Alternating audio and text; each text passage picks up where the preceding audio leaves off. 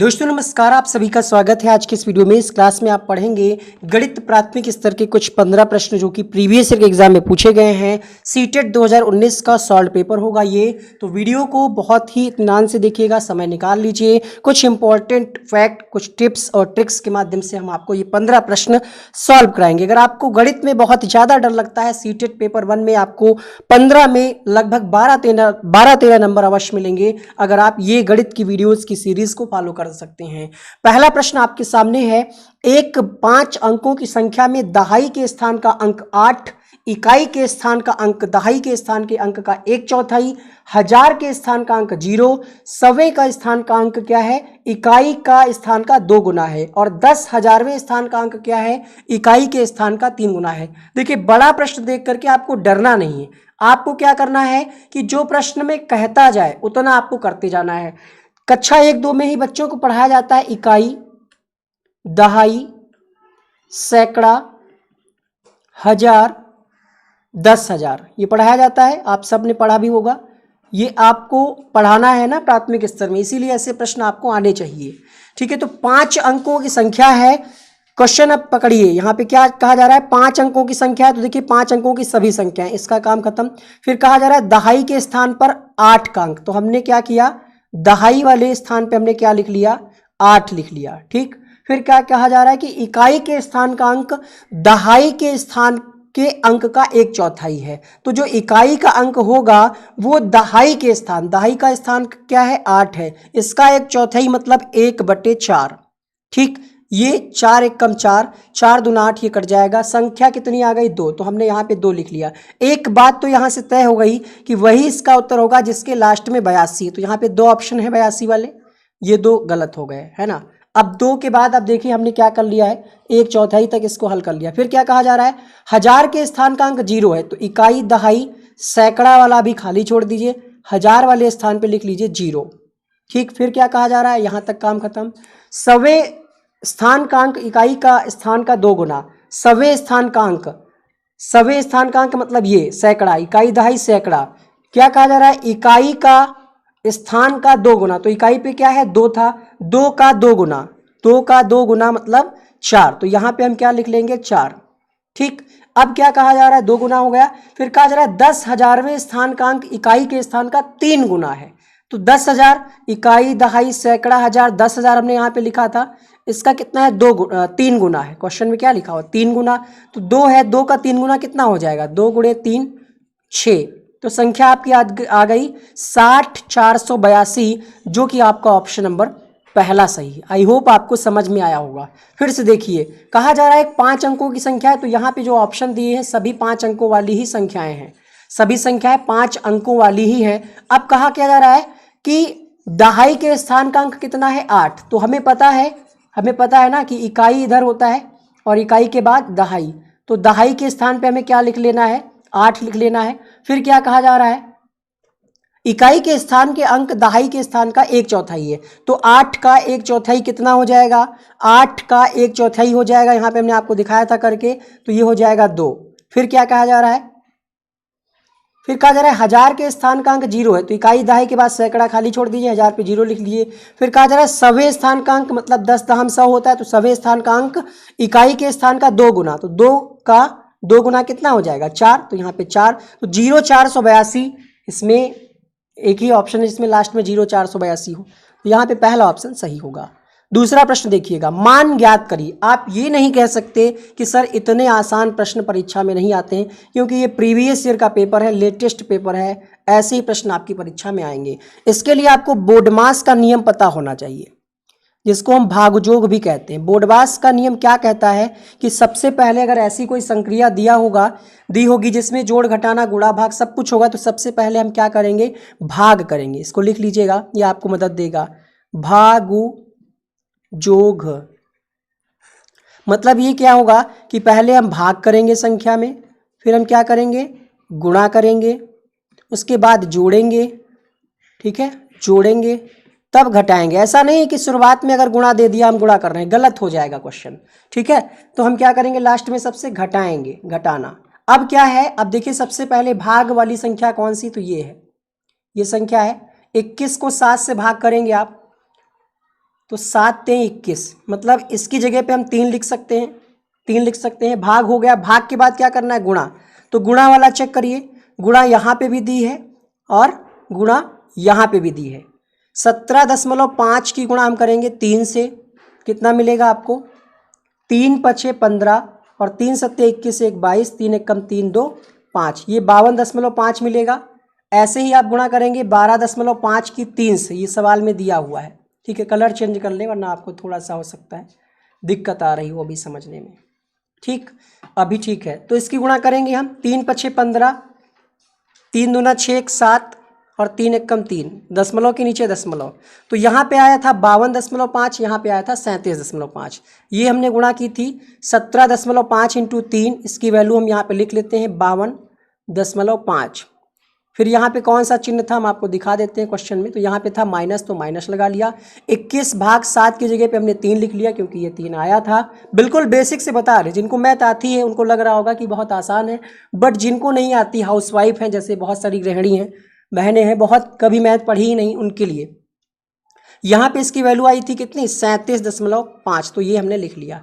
अब यहाँ पे देखिएगा ये प्लस का है, जब कोई चिन्ह नहीं होता तो वहाँ पे प्लस होता है, ये माइनस का है। तो इन दोनों को हम आपस में घटा सकते हैं, घटा दीजिए। 37.5, 5 में से 5 गया 0, 12 में से 7 गया 5, इधर 4 बचा, 4 में से 3 गया 1, तो ये बचा 15। मतलब इनको हमने सॉल्व कर लिया है, तो कितना बचा 15, वो भी प्लस का है ना। अब हमारे पास क्या है, माइनस का 3 है, तो 15 में से 3 जाएगा, कितना बचेगा 12। इससे आसान प्रश्न हो सकता है क्या। 12 आपका देख लीजिए ऑप्शन नंबर 3 में है, उत्तर जाएगा ऑप्शन नंबर 3 के साथ। तीसरा प्रश्न देखिए, तीसरा प्रश्न देखिए क्या कह रहा है आपसे। वीडियो अगर आपको अच्छा लगे तो लाइक कर दीजिएगा। ऐसे ही अगर आप और गणित के वीडियो चाहते हैं तो आप हमें कमेंट करके जरूर बताइए। कहा जा रहा है एक वर्ग की भुजा 4 सेंटीमीटर है, इसे काटकर 4 वर्गों में विभाजित किया गया है। तो क्वेश्चन में जो दिया हुआ करे उसको पहले आप नोट कर लिया करें। ठीक है, तो वर्ग की भुजा कितनी है, वर्ग की भुजा है 4 सेंटीमीटर, वर्ग की भुजा बराबर 4 सेंटीमीटर। कहा क्या जा रहा है कि इसे काटकर 4 बराबर वर्गों में विभाजित किया गया है, प्रत्येक छोटे। तो सबसे पहले आपको इसका वो क्षेत्रफल पता होना चाहिए कि वर्ग का क्षेत्रफल क्या होता है। वर्ग का क्षेत्रफल होता है भुजा स्क्वायर। ठीक है, वर्ग का क्षेत्रफल होता है भुजा स्क्वायर। भुजा कितनी है 4, तो 4 का स्क्वायर 16, सॉरी 4 का स्क्वायर बराबर 16 सेंटीमीटर स्क्वायर। बट ये इसका आंसर नहीं है। ठीक है, बहुत सारे लोग गड़बड़ कर दिए थे जब पेपर में क्वेश्चन आया था, क्योंकि आप क्या करते हैं, आंसर मिलता है तुरंत आप ऑप्शन की तरफ दौड़ते हैं। तो यहाँ पे आंसर क्या जाएगा, प्रश्न संख्या 3 के लिए आंसर क्या जाएगा। देखिए कहा क्या जा रहा है, एक भुजा, फिर उसको हमने 4 भागों में बांटा है। तो जो 4 भागों में हमने बांटा है, मान लिया ये वर्ग है, ठीक है, इसको जब हमने 4 भागों में ऐसे करके बांट दिया, जो भी जितने भी भाग, तो यहाँ पे पूछ रहा है कि प्रत्येक छोटे वर्ग का, वर्ग के अंदर जो वर्ग बन रहा है उसका क्षेत्रफल पूछ रहा है। तो कुल क्षेत्रफल कितना है 16 सेंटीमीटर स्क्वायर, और 4 भागों में बांटा है, अगर हम 4 से भाग कर दें तो यह आ जाएगा 4 सेंटीमीटर स्क्वायर। आंसर इसका होगा ऑप्शन नंबर 2 के साथ। अगला प्रश्न देखिएगा, क्वेश्चन नंबर 4। समझ में आ रहा है ना, कमेंट करते रहिए।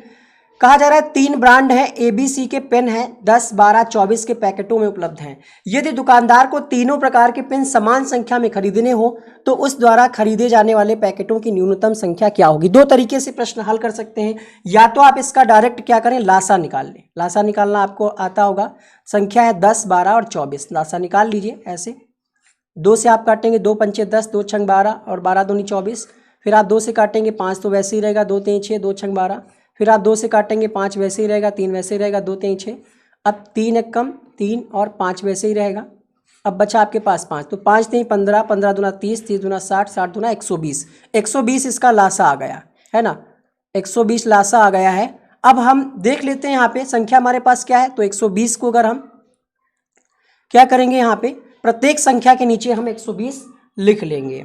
ठीक है, तो जैसे यहाँ पे क्या है आपका 120 बटे 10, ठीक है, 120 बटे 12, 120 बटे 24, ये क्वेश्चन में दिया हुआ है। 10 12 24 ये हमने लिख लिया। तो 10 12 दहम 120, यानी A की वैल्यू आ गई 12, 12 दहम 120। ठीक है, यहाँ पे B की वैल्यू आ गई 10 और 24 पंचे 120। तो A बराबर 12, 10, B बराबर 10 आ जाएगा और C की वैल्यू कितनी आ जाएगी 5। तो इस तरीके से इसका पहला ऑप्शन सही होगा। ये एक डिटेल तरीका है। इसके अलावा अगर हम आपको शॉर्ट ट्रिक बताएं इसकी, तो इसमें आपको क्या करना है, ऑप्शन से चेक करना है। ऑप्शन से आपको चेक कर लेना है कि किसमें वैल्यू बराबर आ रही, एक एक ऑप्शंस को आपको इसमें चेक करना पड़ेगा। जैसे हम बाकी के सारे ऑप्शंस चेक करेंगे, ठीक है, जैसे हम यहाँ पे चेक कर रहे हैं a बराबर 10 है तो 10 दाम कितना हो रहा है, 100 हो रहा है, और यहाँ पे 12 पंचे 60 हो रहा है, ठीक है, और 24 और 12 की गुणा करेंगे तो 12 चौक 48 और 12 दूनी 24 4 28, ये संख्या आ रही इस वाले ऑप्शन से। बी वाला ऑप्शन चेक करिए, बी वाला ऑप्शन चेक करिए, 10 दाम 100, 12 बराबर में 144, ठीक है, और 24 पंचे 120 आ रहा है ये, ठीक। इसी तरीके से हम ये वाला ऑप्शन चेक करें तो 10 पचे 50 आ जाएगा, फिर 12 वर्ग में 144 आएगा, फिर 24 दाम 240, डिफरेंट आ रहा है। लेकिन आप ये वाला जब ऑप्शन चेक करेंगे तो 12 की गुणा करिए 10 से, 12 दाम 120, 10 बरहियम 120 और 24 पंचे 120। ये भी एक तरीका है कि आप ऑप्शन से भी चेक कर सकते हैं। आंसर आएगा यहाँ पे ऑप्शन नंबर ए। कहा जा रहा है निम्नलिखित में से कौन सा कथन सही नहीं है, मतलब गलत कथन आपसे पूछा जा रहा है क्वेश्चन नंबर 5 के लिए। एक अंक वाली केवल 4 अभाज्य संख्याएं, तो आपको अभाज्य संख्याओं की जानकारी होनी चाहिए।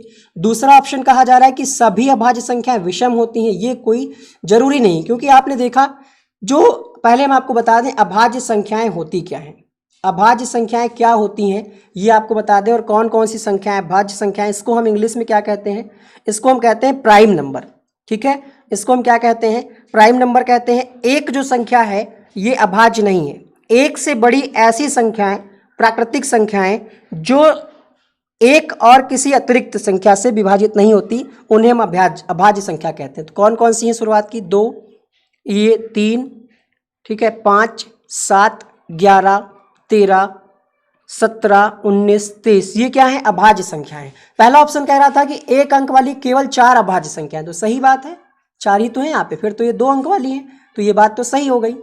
दूसरा ऑप्शन कह रहा है सभी अभाज्य संख्याएं विषम होती हैं, तो अभाज्य संख्या तो 2 भी है ना, लेकिन ये विषम नहीं सम है, यही बात आपकी गलत हो गई। पूछा जा रहा था ना सही नहीं है, तो इसका आंसर जाएगा ऑप्शन नंबर 2 के साथ। नहीं समझ पाए, फिर से देखिए, हमने आपको अभाज्य संख्याएं बता दी, सारी लिख दी, फिर कह क्या रहा है कि एक अंक वाली 4 होती हैं, 4 हैं आपके सामने, सभी अभाज्य संख्याएं विषम होती हैं, जबकि 2 जो है ये अभाज्य संख्या तो है बट विषम नहीं, ये सम है ना, तो ये बात गलत हो गई, गलत वाला ही ऑप्शन आपसे पूछा जा रहा था। अगला प्रश्न देखिएगा, क्वेश्चन नंबर 6, छठा प्रश्न देखिए, वह संख्या जो 1 से 10 तक सभी संख्याओं से विभाज्य हो, तो इसके लिए कोई एक ही तरीका है, बस 1 से 10 तक जो भी संख्याएं हैं, 1 2 3 4 5 6 7 8 9 10, इनका आपको क्या करना पड़ेगा, लासा निकालना पड़ेगा, क्योंकि आपसे पूछा जा रहा है विभाज्य संख्याओं। तो 1 से आप काटेंगे तो फिर क्या होगा, कुछ नहीं, तो हम 2 से काटे ना, 2 से आपकी कुछ संख्याएं कट जाएंगी, 2 1 कम, 3 वैसे ही रहेगा, 2 दूना 4 5 3, इसको जब आप हल करेंगे, ठीक है, यहाँ पे 7 आएगा, 2 चक्कू 8, सॉरी 4 आएगा 8, इसको जब आप हल करेंगे, इसको कर लीजिएगा, लासा तो आप निकाल ही लेंगे, तो इसका पहला ऑप्शन सही होगा, 2520 आएगा, इसका हल करिएगा आप। आयशा के पास केवल 5 और 10 के सिक्के हैं, ये तो इसके पास सिक्कों की कुल संख्या 25 है और रुपए 160 हैं उसके पास, कुल कितने हैं, धन है यहाँ पे, कुल धन उसके पास कितना है, 160 रुपए है, तो 5 और 10 के सिक्के कितने होंगे। पहली बात तो आपको यहाँ पे जानकारी बता दी गई कि उसके पास रुपए कितने, 160, सिक्के किसके किसके हैं, 5 वाले। दो तरीके हैं, या तो आप मान करके कर सकते हैं, माना करके, या फिर आप क्या कर सकते हैं, ऑप्शन से चेक कर सकते हैं, ठीक है। कहा जा रहा है 5 के सिक्के हैं और 10 के, तो अगर हम पहला ऑप्शन देखें तो 20 पंचे 100 रुपए हो जाएंगे, ए ऑप्शन के हिसाब से 100 रुपए ये हो गए, ठीक है। फिर क्या है, 10 पचे 50, तो ये 50, तो ये तो 150 आ रहा है, और जबकि उसके पास रुपए हैं 160, तो पहला ऑप्शन गलत हो गया। दूसरा ऑप्शन चेक करते हैं, 18 है, 18 पंचे 90 और 10 सत्ती 70, तो 90 और 70 कितना हो जाएगा, 160, अर्थात इसका बी ऑप्शन सही होगा, 18 और 7, ठीक है। तो यही शॉर्ट ट्रिक है, सबसे अच्छा तरीका यही, इसी से आप हल कर सकते हैं, ऑप्शन से चेक कर सकते हैं। इसका आंसर जाएगा सिक्कों की संख्या कितनी हो जाएगी, 5 वाले 18, क्योंकि 18 पंचे 90 और 10 सत्ती 70 अगर हम जोड़ रहे हैं तो 160 आ रहा है, इसलिए हमें आगे चेक करने की आवश्यकता नहीं है। कई सारे ऐसे सवाल होते हैं जो आप ऑप्शन से भी हल कर सकते हैं। कहा जा रहा है एक बाग के वृक्षों में नीम की वृक्ष की संख्या एक 6वां भाग है, आधे वृक्ष किसके हैं, अशोक के हैं, बाकी वृक्ष किसके हैं, यूकेलिप्टस के हैं, ठीक। यदि नीम के वृक्षों की संख्या कितनी है, 5, तो बागों में यूकेलिप्टस के कितने वृक्ष होंगे। देखिए जो प्रश्न में कह रहा है उसको आप करते जाइए, यहाँ पे कह रहा है यूकेलिप्टस के कितने वृक्ष हैं, ये आपको निकालना है। अगर हम मान लेते हैं यहाँ पे कि कुल पेड़ कितने हैं, माना कुल पेड़ों की संख्या कितनी है, मान लिया हमने कुल पेड़ों की संख्या है x। अब संख्या 1/6 भाग है, तो अगर हम मान ले टोटल कितने हैं x, अगर हम मान ले, ठीक है, तो x/6 हो जाएगा। ये 6वां भाग नीम का है, ये किसके बराबर दिया है 5। तो यहां से अगर हम x की वैल्यू निकालेंगे ऐसे करके क्रॉस मल्टीप्लाई करके, तो x इक्वल टू आ जाएगा 30। ठीक, x बराबर 30, मतलब कुल वृक्ष कितने हैं 30। जब कुल वृक्ष 30 हैं और 5 हैं आपके नीम के कितने हैं 5, और आधे वृक्ष किसके हैं अशोक के, तो 30 का आधा कितना हो जाएगा, 30 का आधा हो जाएगा 15। तो 15 वृक्ष हो गए आपके अशोक के, 15 और 5 हो गए, टोटल हो गए 20। ठीक है, प्रश्न आपसे पूछा रहा था कि यूकेलिप्टस के कितने वृक्ष हैं, टोटल थे 30, टोटल 30 थे। ये वाला टोटल हमने 20 निकाला है, जो हमने जोड़ा है 5 और 15 करके 20, तो 30 में से 20 जाएगा, आंसर बचेगा कितना 10। तो इसका आंसर आएगा ऑप्शन नंबर 3। एक बार फिर से समझिए, थोड़ा सा आप कंफ्यूज हो गए होंगे, एक बार फिर से समझिएगा। कहा जा रहा है एक बाग में वृक्षों में नीम के जो वृक्ष हैं, नीम के वृक्षों की संख्या कितनी है, 1/6 भाग है। तो हम अगर मान लें कि कुल वृक्ष है x का 6वां भाग कितना हो जाएगा x/6। ये किसके बराबर है, वृक्षों की संख्या कितनी 5। तो यहां से x की वैल्यू आ गई कितनी 30, 6 पंचे 30, x की वैल्यू आ गई 30। नीम के पेड़ अगर 5 हम यहां से घटा दें तो कितने बचे 25 बचे।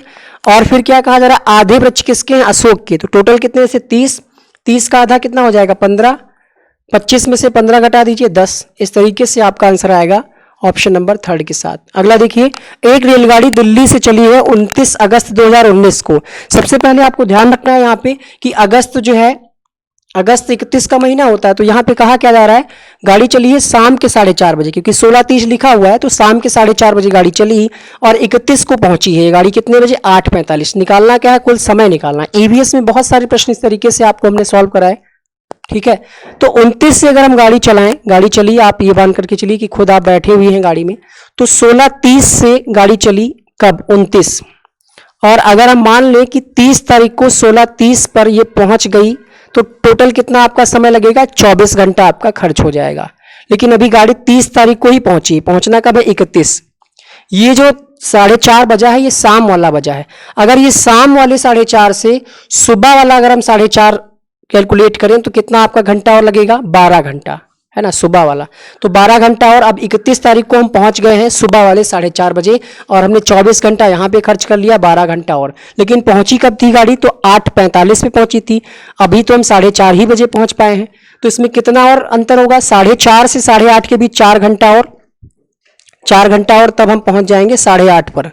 ठीक है, लेकिन 8:45 आपको पहुंचना है, तो 15 मिनट और जोड़ लीजिए, तब ये 8:45 हो जाएगा, है ना। इस तरीके से आपका 24 घंटा यहाँ खर्च हुआ, 12 घंटा यहाँ खर्च हुआ, 4 घंटा यहाँ पे खर्च हुआ, और उसके बाद 15 मिनट आपके और खर्च हुए, क्योंकि यहाँ 8:30 तक पहुँच गई थी गाड़ी।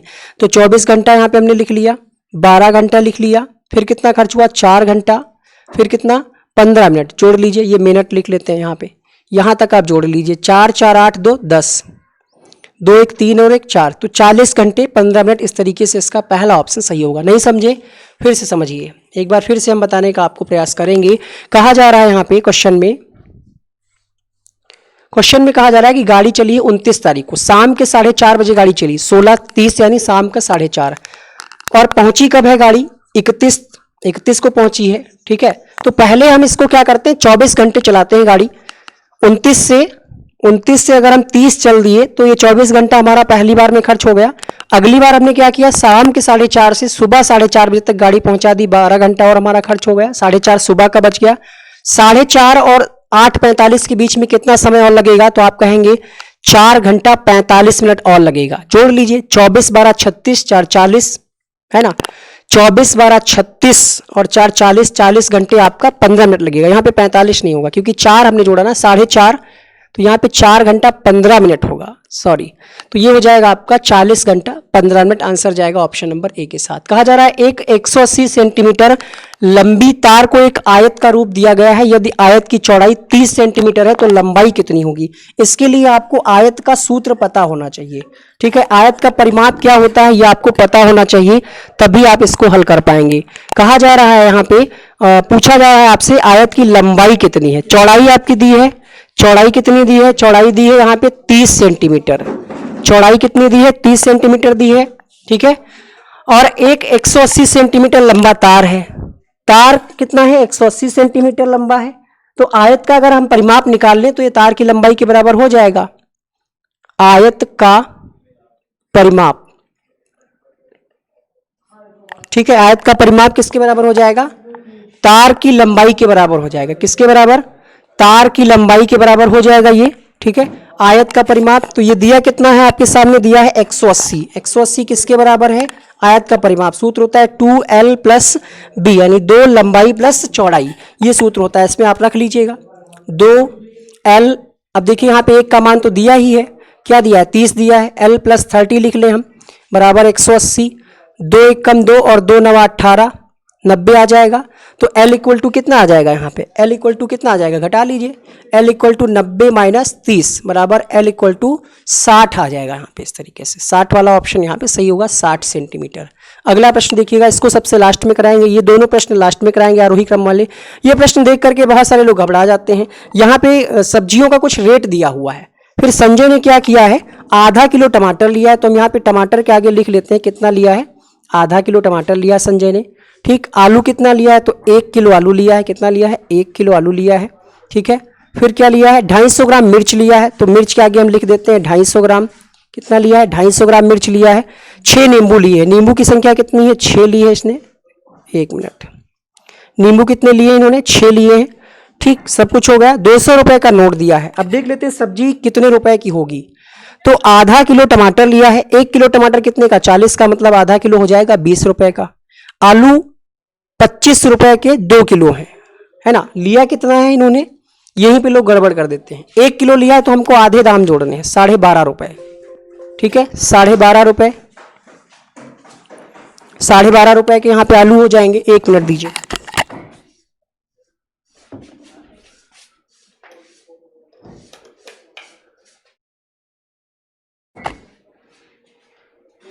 ठीक है। 12.5 के आलू हो गए। यहाँ पे गाजर की बात हम कर रहे हैं, लौकी की बात कर रहे हैं, यहाँ पे टोटल सब कुछ दिया हुआ है, ठीक। तो अब देखिएगा यहाँ पे नींबू का रेट क्या दिया हुआ है, 10 रुपए के 4, 10 रुपए के 4 नींबू हैं।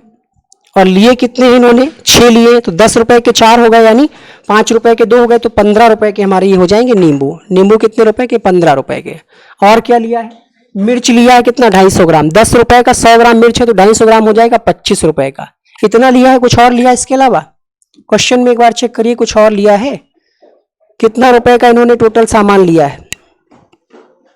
टोटल सामान लिया इन्होंने 20 को जोड़ लेते हैं, यहाँ पे 12.5 था ना, 12.5, तो 25 15 40 20 60 10 70 72, 72.5 रुपए का इन्होंने सामान लिया है। नोट दी है 200 रुपए की। अब 200 में से अगर हम 72.5 घटा दें, 200.00 72.50, तो ये हो जाएगा 50। इधर इधर बच्चा 9, 9 में से 2 जाएगा 7 बचेगा, और यहाँ पे बचेगा कितना, यहाँ पे बचेगा 9, और ये 127 है, किसी ऑप्शन में नहीं है, मतलब कुछ गलती हुई है इसमें। 1 मिनट दीजिए, हम चेक करते हैं। देखिए टमाटर हमने लिख लिया आधा किलो, आलू लिख लिया, गाजर छूट गया, देखिए आधा किलो गाजर छूट गया, गाजर का हमने रेट लगाया ही नहीं। गाजर कितना लिया है, आधा किलो, ठीक है। तो गाजर कितने रुपए का हो जाएगा, 20 रुपए का 250 ग्राम है, गाजर हो जाएगा ये 40 रुपए का। 40 रुपये इसमें और जोड़िए आप, 40 रुपये और आप इसमें घटा दीजिए, चाहे आप यहाँ पे ही 50, 7 12 में से 4 जाएगा, 8 बचेगा, तो ये 87 रुपये 50 पैसे इसको वापस मिलेंगे। आप एक बार फिर से इसको वीडियो को रोक करके लगाएंगे, सारे चीज़ों का आप मूल्य यहाँ पे लिख करके लगाएंगे, आंसर आएगा यही, ठीक है। गाजर छूट गया था, हुआ ये था कि लैपटॉप की बैटरी लो हो गई थी, तो उसी चक्कर में इस तरीके से आप ये वाला भी प्रश्न हल कर लेंगे। आगे बढ़ते हैं अगले प्रश्न के लिए। 87 रुपये 50 पैसे इसका आंसर जाएगा। एक रेलवे स्टेशन पर कार पार्किंग की कुछ रेट दी हुई है, फिर कहा जा रहा है गाड़ी कब खड़ी करी जाती है, सुबह 7 बजे, और शाम को 4:30 बजे गाड़ी वो वापस लेता है। तो देख लेते हैं यहाँ पे टोटल कितना, 7 से 12 कितना घंटा हो जाएगा, 5 घंटा, 7 से 12, और 12 से उधर 4:30 तक, तो ये 4.5 घंटा, मतलब टोटल गाड़ी कितने समय खड़ी रही, टोटल गाड़ी लगभग 9.5 घंटा खड़ी रही। अब इसका चार्ज देख लेते हैं।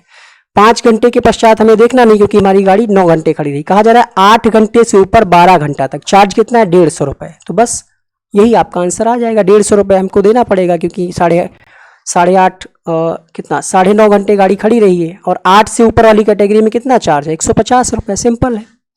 ऑप्शन देख लीजिए कौन सा सही होगा। ऑप्शन नंबर 3 सही होगा 150 रुपये। अगला प्रश्न कहा जा रहा है मैं एक 2 अंकों की संख्या हूं, दहाई के स्थान पर अंक और इकाई के स्थान पर क्रमिक अभाज्य संख्याएं हैं। अंकों का देखिए 2 अंकों की सारी संख्या यहाँ पे दी है, ठीक है, तो ये ऑप्शन का काम खत्म। यहाँ पे कहा जा रहा है अंकों का योग 3 और 4 का गुणज है, तो सभी अंकों का हम योग कर लें। यहाँ पे 4 आ रहा है, यहाँ पे 7 5 12 आ रहा है, यहाँ पे 5 आ रहा है, यहाँ पे 8 आ रहा है। ऐसी कौन सी संख्या यहाँ पे मिल रही है जो 3 और 4 दोनों से कट जाए। एक ही संख्या है यहाँ पे भाई, 4 तो 4 से कट जाएगा लेकिन 3 से नहीं कटेगा, तो ये नहीं होगा। 4 8 भी कट जाएगा लेकिन 3 से नहीं कटेगा, तो 3 चक्कू 12 और 4 3 12, अर्थात ये संख्या कौन सी होगी 57 वाली, क्योंकि ये 3 और 4 दोनों से कट रही। तो यहाँ